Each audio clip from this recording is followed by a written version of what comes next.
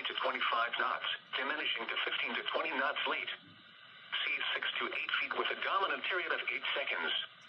Rain likely early in the evening, then a chance of rain late in the evening. Visibility 1 to 3 nautical miles early in the evening.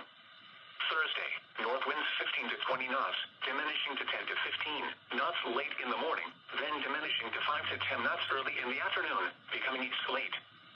Seas 6 to 7 feet with a dominant period of 10 seconds.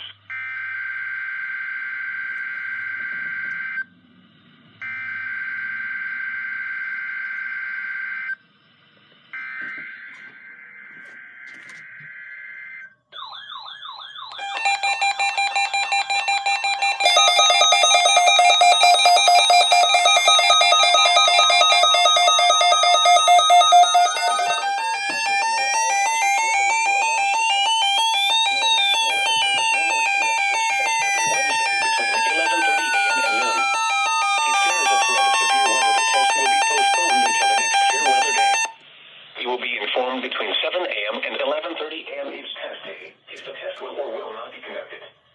This test is conducted to give you the opportunity to ensure that your radio alarm system is in good working order. This has been a test.